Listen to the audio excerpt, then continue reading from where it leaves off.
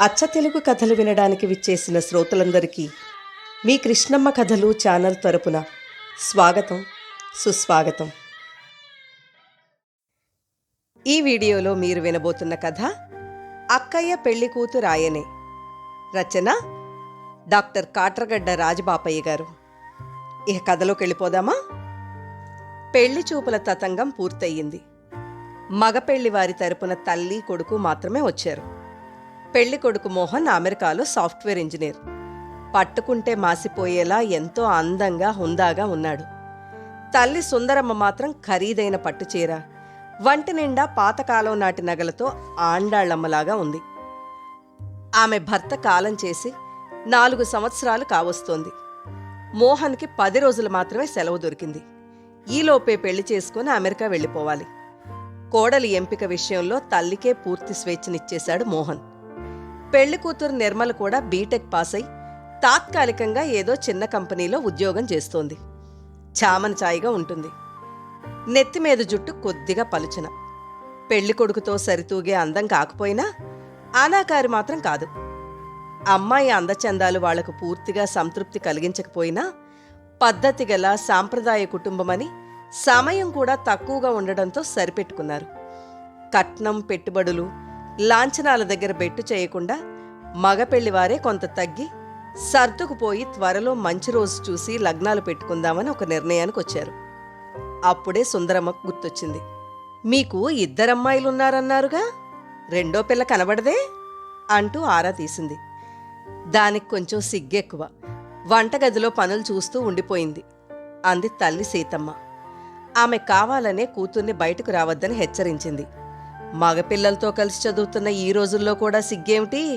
విడ్డూరం కాకపోతే రేపు పెళ్ళయ్యాక బావగారిని ఇంకేం ఆటలు పట్టిస్తుంది? ఇప్పుడు పరిచయాలు కాకపోతే రేపు పెళ్లిలో ఎవరమో ఎలా తెలుస్తుంది? అంది సుందరమ్మ సాగదీస్తూ. ఇక మర్యాద కాదనిపించి, అమ్మాయి కళ్యాణి, ఒకసారి బయటకొచ్చి కాబోయే బంధువులకు కనపడమ్మా అంటూ తండ్రి శ్రీరామూర్తి పిలిచాడు. కళ్యాణి 1 నిమిషం తర్వాత మెల్లగా నడుచుకుంటూ వచ్చి అక్క కూర్చున్న సోఫా వెనుకగా నిలబడి అందరికీ వినయంగా నమస్కారం చేసింది. సుందరమ్మ కళ్ళు ఇంతింత చేసుకుని ఆ పిల్లవంక చూస్తూ నోరు తెరుచుకుని అలాగే ఉండిపోయింది. రెప్ప వాల్చకుండా. పల్చటి శరీర ఛాయ, కొనదేలిన ముక్కు, చక్కని శరీర సౌష్ఠవంతో ఎలాంటి అలంకరణలు లేకుండా సాదా సీదాగా ఉన్నా మెరిసిపోతోంది కళ్యాణి. ఏం చదువుతున్నావు అమ్మాయి? అంది సుందరమ్మ. ఇంజనీరింగ్ పూర్తి చేసి ప్రస్తుతం ఖాళీగానే ఉంటున్నాను అంది కళ్యాణి. అయితే ఇంకేం, ఈ పిల్ల పెళ్లికి తయారుగానే ఉందన్నమాట అంది సుందరమ్మ శ్రీరామూర్తి వైపు చూస్తూ.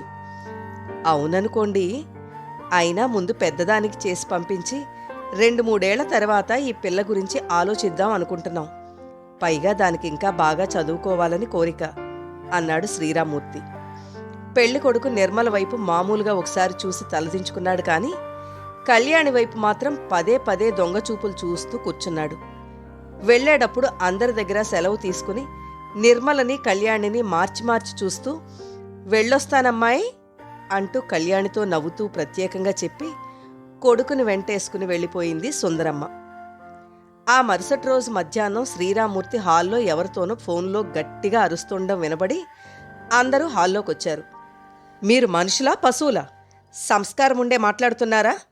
పెద్దమ్మాయిని చూడ్డానికి వచ్చి అన్నీ నచ్చి ఒప్పుకుని వెళ్ళాక ఇప్పుడు చిన్నమ్మాయినైతే చేసుకుంటామని చెప్పడానికి నోరెలా వచ్చింది? రేపు నదురుగా దానికన్నా అందగత్త కనపడితే వాళ్ల వెంటపడరని నమ్మకమేంటి? పెద్ద పిల్లకు పెళ్లి కాకుండా చిన్నపిల్లకు చేయడం మన పద్ధతి, సాంప్రదాయం కాదని మీకు తెలీదా? మాట నిలకడలేని మీలాంటి గాలివాటం మనుషులతో సంబంధం లేకపోయినా పర్వాలేదు. మీరేమిటో ముందే తెలిసింది. మా అమ్మాయికి పెళ్లి కాదని భయం లేదు మాకు. మా స్తోమతకు తగిన వాళ్లు లోకంలో కరువైపోలేదు. మీ అంతట మీరు కోరి వచ్చారు గాని మేం మీ ఇంటి చుట్టూ తిరిగి కాళ్లావేళ్లా పడలేదు. మీ సంబంధానికి మీకు ఒక నమస్కారం అంటూ ఆవేశంగా ఊగిపోతూ ఫోన్ పెట్టేశాడు. అవతల మనిషి సుందరమ్మని అందరికీ అర్థమైంది. నిర్మల ముఖం చిన్నబోయింది. కళ్యాణి అక్క ముఖంలోకి చూడలేక దోషిగా తలదించుకుంది. సీతమ్మ నించున్న ఫళాన గుమ్మంలోనే కూలబడిపోయింది. ఎవరి నోట మాటలు రావడం లేదు. వాతావరణం నిశ్శబ్దంగా మారిపోయింది. నిర్మల చాలాసేపటికి గాని మామూలు మనిషి కాలేకపోయింది. చిన్నప్పటినుంచి అన్ని విషయాల్లోనూ చెల్లిదే పైచేయిగా ఉన్నా తన చెల్లే గదా అని సర్దుకుపోవడం అలవాటు చేసుకుంది. కాని ఈసారి మాత్రం మనసుకు నచ్చ చెప్పుకుని యథాస్థితికి రావడానికి చాలా మదనపడింది. కొంత సంభాళించుకున్నాక వెళ్ళి తండ్రి పక్కన కూర్చుంది. నాన్న, అంతగా ఆవేశపడతారెందుకు? అది మీ కూతురేగా, దానికి పెళ్లి చేయవలసిన బాధ్యత మీదే కదా. కావాలని కోరి కాళ్ల దగ్గరకొచ్చిన బంగారం లాంటి సంబంధాన్ని కాదనుకోవడం తెలివిగల పనంటారా? అయినా మనమింకా ముహూర్తాలు కూడా పెట్టుకోలేదు కదా. ఎన్నుకునే అవకాశం వాళ్ళకింకా మిగిలే ఉంది. నేను బాధపడతానని ఆలోచించొద్దు. నా కళ్యాణ ఘడియలు వచ్చినప్పుడు నేను తప్పకుండా పెళ్లి చేసుకుంటాను. ఈ సంబంధం చెల్లికి ఖాయం చేసేయండి. మీకు సగం భారం తగ్గినట్టు అవుతుంది అంటూ తండ్రికి నచ్చచెప్పే ప్రయత్నం చేసింది నిర్మల. అసలే కోపంతో మండిపోతున్నాడేమో. కూతురు మీద కస్సుం లేచాడు. మీరు చిన్నపిల్లలు, మీకింకా ఏమీ తెలీదు. మీకు కాని విషయాల్లో తలదూర్చకుండా నోరు మూసుకుని కూర్చోండి అంటూ గుడ్లూరిమాడు శ్రీరామూర్తి. సమస్య తను అని తెలిసాక కళ్యాణికి మనసులో గుబులు గుబులుగా భయంగా అనిపించి ఎవరి ముఖాల్లోకి తిన్నగా చూడలేక గదిలోకెళ్ళి మంచం మీద వాలిపోయింది. ఏవేవో ఆలోచనలు చుట్టుముడుతుండగా చిన్నప్పటినుంచి అన్నిటా తన్నే గెలిపించి సంతోషపడుతుండేది అక్క. ఈసారి మాత్రం అవమానం దిగమింగుకొని పైకి గంభీరం నటించిన ఆమె ముఖంలో నిరాశ నిస్పృహ స్పష్టంగా కనిపించాయి. ఇది అక్క 100 ఏళ్ల జీవితానికి సంబంధించిన సమస్య. ఆమెకు అన్యాయం జరగకూడదు. అక్కను గెలిపించి రుణం తీర్చుకోవాలి. అక్కతోనే ఈ పెళ్లి జరిపించి ఆమె కళ్లలో మెరిసే ఆనందం తనివి తీరా చూడాలని గట్టిగా నిర్ణయించుకుంది. తనకు వరంగా లభించిన అందం అక్కపాలిట శాపంగా మారినందుకు బాధపడింది కళ్యాణి. తలుపులు తెరిచిన సుందరమ్మ ఎదురుగా చేతిలో బ్యాగుతో కళ్యాణి నిలబడి ఉండడంతో కళ్ళు పెద్దవి చేసుకుని నమ్మలేనట్లు చూస్తూ ఆశ్చర్యపోయింది. బాగా ముస్తాబయ్యి వచ్చిందేమో. ఈసారి మరింత అందంగా కనపడుతోంది. వెంటనే తేరుకుని, కళ్యాణి, నువ్వా? రామ్మా అంటూ సంతోషంతో ముఖం చాటంత చేసుకుని లోపలికి ఆహ్వానించింది. హాల్లో కూర్చుని ల్యాప్టాప్తో కుస్తీ పడుతున్న మోహన్ కలో నిజమో నిర్ధారించుకునే లోపే సుందరమ్మ కళ్యాణిని చేయి పట్టుకుని ఆప్యాయంగా లోపలికి తీసుకొచ్చి ఎదురుగా ఉన్న సోఫాలో కూర్చోబెట్టి తను కూర్చుంది. ఏమ్మా, ఎక్కడిదాకా ప్రయాణం అంటూ చేతిలో బ్యాగ్ వైపు చూస్తూ అడిగింది. కళ్యాణి ఒకంత సిగ్గుపడి మెలికలు తిరుగుతూ, లేదండి, మనింటికే తిన్నగా వచ్చాను అంది నేలచూపులు చూస్తూ. సుందరమ్మలో ఉత్కంఠ మరింత ఎక్కువైంది. నన్నైతేనే కోడలుగా చేసుకుంటామని నిన్న నాన్నగారితో ఫోన్లో మీరు చెప్పారని తెలిసాక నాకు ఎంతో గర్వంగా సంతోషంగా అనిపించింది. నాన్నగారు మిమ్మల్ని కించపరుస్తూ నానా దుర్భాషలాడినందుకు నాకు చాలా కష్టం అనిపించింది అంది. అవునమ్మాయి, మేమన్న దానిలో తప్పే ఉంది. మేమేమన్నా పీటల మీద దాకా వచ్చాక కాదన్నావా? మా కంటికి నువ్వు నచ్చావు. ఇష్టం లేకపోతే కాదు అని ఒక్క మాట చెబితే సరిపోయేదానికి ఇంత రాద్ధాంతం చెయ్యాలా? కావాలని మీ ఇంటి చుట్టూ తిరిగినందుకు అలసైపోయాం నిష్ఠూరమాడింది సుందరమ్మ. మోహన్ తల్లి మాటలు వింటూ కళ్లతోనే కళ్యాణి అందాన్ని ఆస్వాదిస్తున్నాడు. పట్టుదలకు పోయి ఈ సంబంధాన్ని కాదని చెల్లికొచ్చిన అదృష్టాన్ని దానికి అందకుండా చెయ్యకండి అంటూ అక్క నాన్నను బతిమాలింది.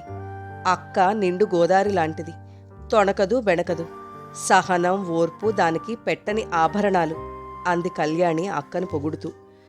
పెద్ద పిల్లకు పెళ్లి చేయకుండా చిన్నదానికి చేస్తే పెద్దదానికేదో లోపం ఉండి ఉంటుందని లోకం వేలెత్తి చూపదా? ఇక ఈ విషయం ఇంతటితో మర్చిపోండి. ఇంట్లో ఎవరూ నోరెత్తొద్దు అంటూ ఉగ్రరూపంతో శాసించాడు నాన్న. నా అందం చూసి పెళ్లి చేసుకోవడానికి పెద్ద పెద్ద కోటీశ్వర్లే ముందుకొచ్చారు. నా దురదృష్టం కొద్దీ అక్క అడ్డుగా నిలబడిపోయింది. మీ అబ్బాయి నాకెంతగానో నచ్చాడు. మీరు మెళ్ళో వేసుకున్న బంగారు నగలు చూసి మీకు ఆస్తిపాస్తులు కూడా బాగా ఉండి ఉంటాయి అనుకున్నాను. మీకు ఒక్కగానొక్క కొడుకు. పెళ్ళైతే అవన్నీ నేనే గదా అనుభవించేది. వదులుకోవడానికి ప్రాణం ఒప్పుకోలేదు. అక్కలా పెద్దవాళ్ల నిర్ణయాలన్నిటికీ గంగిరెద్దులా తలోపడం నాకు చేతగాదు. నా భవిష్యత్తును నిర్ణయించుకునే అధికారం నాకుంది. కాటికి కాళ్లారు జాపుకుని కూర్చున్న వాళ్ల కోసం నా భావి జీవితాన్ని బలి చేయలేను. ఇంట్లో తెలిస్తే ఒప్పుకోరని, ఆలస్యం చేస్తే ఈ అవకాశం ఎక్కడ చేజారిపోతుందోనని భయపడి వెంటనే బట్టలు సర్దుకుని ఎవరికంటా పడకుండా వచ్చేశాను. ఇక మా వాళ్లతో తెగతెంపులు చేసుకున్నట్టే. అలాగని పుట్టింటి నుంచి కట్నం తీసుకురాకుండా వట్టి చేతులు ఊపుకుంటూ వచ్చానని చులకనగా చూడొద్దు. నా పేరున ఇప్పటికే పల్లెటూరులో 2 ఎకరాల మాగాణి, పట్నంలో 1 ఇళ్ల స్థలం ఉన్నాయి. కాదంటే తల్లిదండ్రులను కోర్టుకి ఇచ్చైనా మిగతా ఆస్తిలో నా వాటాకి రావాల్సింది తెచ్చుకుంటాను. ఇక ఈ క్షణంలో రిజిస్టర్ మ్యారేజ్ చేసుకుని అమెరికా తీసుకెళ్ళినా నాకు అభ్యంతరం లేదు. నేను రెడీగానే ఉన్నాను అంది కళ్యాణి ఏమాత్రం జంకు లేకుండా, ధీమాగా, తను గతిలేని దాన్ని కాదన్నట్లు. ఏమైనా కన్నవాళ్ల కళ్ళు గప్పి కుటుంబ గౌరవం, పరువు ప్రతిష్టలు గాలి కొదిలేసి వెనక ముందు ఆలోచించకుండా ఇలా ఎగేసుకురావడం సుందరమ్మకు నచ్చలేదు. పెద్దవాళ్లంటే వేసమెత్తు గౌరవం లేని కళ్యాణి రేపు తమకు మాత్రం ఏపాటి విలువనిస్తుంది అనుకుని ఆందోళన పడింది. సుందరమ్మ మాట్లాడకుండా ఉండడంతో కళ్యాణి చెప్పడం ప్రారంభించింది. నేనెప్పుడూ అత్తమామలు లేని విదేశీ సంబంధం నాకు రావాలని కోరుకునేదాన్నాంటీ. మా కాపురం అమెరికాలో, మీరుండేది ఇక్కడ. ఇక మీరున్నా లెక్కలేనట్టే గదా నాకు. ఒక రకంగా నా కోరికలు తీరుతున్నట్టే అవుతుందిగా అంది సంబరపడుతూ. అప్పుడే పెళ్ళైపోయినట్టు. తను బతికుండగానే చచ్చిన వాళ్లతో జమ చేసి పెళ్లి కాకుండానే వేరింటి కాపురం కోరుకుంటున్న ఆ పిల్ల విపరీత ధోరణికి విస్తుపోయింది సుందరమ్మ. కళ్యాణి ఇంటిని 4 వైపులా తేరిపార చూస్తూ, ఆంటీ, ఇంత పెద్ద ఇల్లు మనకు అవసరమా? పైగా ఒక 10 సంవత్సరాల దాకా నాకు పిల్లల్ని కనే ఉద్దేశం కూడా లేదు. అందం కాపాడుకోవాలనుకుంటున్నాను. పెళ్ళయ్యాక ఈ ఇంటిని అమ్మేసి మీకు ఇక్కడ ఒక చిన్న ఫ్లాట్ కొనిపెట్టి మిగతా డబ్బుతో మేము అమెరికాలో ఇల్లు కొనుక్కుంటాం.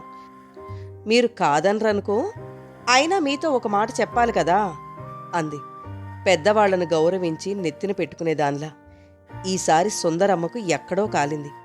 ఇంకా నయం, వృద్ధాశ్రమానికి వెళ్లమని లేదు, ఆ మాత్రమన్నా జాలి చూపింది అనుకుని లోపలే ఉడికిపోయింది. అది తనకు ఇల్లు కాదు, దేవాలయం. తరతరాలుగా వస్తున్న వారసత్వపు ఆస్తి. తన భర్త తనువు చాలించిన ఆ ఇంట్లోనే తన ఆఖరి శ్వాస కూడా విడవాలని సుందరమ్మ కోరిక.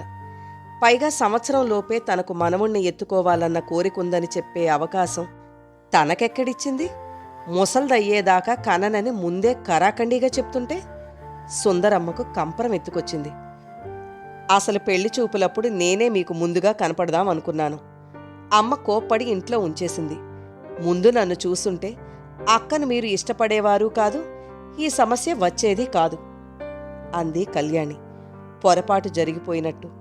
రక్తం పంచుకు పుట్టిన అక్క మీద ప్రేమ, ఏమాత్రం సానుభూతి చూపకుండా.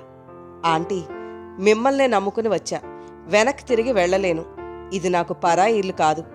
మీకు కాబోయే కోడలిగా పెళ్ళయ్యే వరకు మీతోనే ఉండిపోతా. నాకా హక్కు లేదా అంటూ సుందరమ్మను నిలేసింది. హక్కులంటూ తల్లిదండ్రులనే కోర్టుకీడుస్తానన్నదానివి, లేదంటే ఇప్పుడు మమ్మల్ని మాత్రం వదులుతావా అనుకుంది. ఇక ఇక్కడే కదలకుండా తిష్టవేస్తుందేమోనని కంగారు పడిపోయింది సుందరమ్మ. అదేమిటమ్మాయి, పెళ్లికి ముందు ఆడపిల్ల అత్తవారింట్లో ఉండటం మన సాంప్రదాయం కాదు కదా. నలుగురితో వేలెత్తి చూపించుకోవడం మర్యాదగానూ ఉండదు. పెద్దవాళ్లమందరము మళ్లీ ఒకసారి కూర్చుని చర్చించుకుని నిర్ణయించుతాం.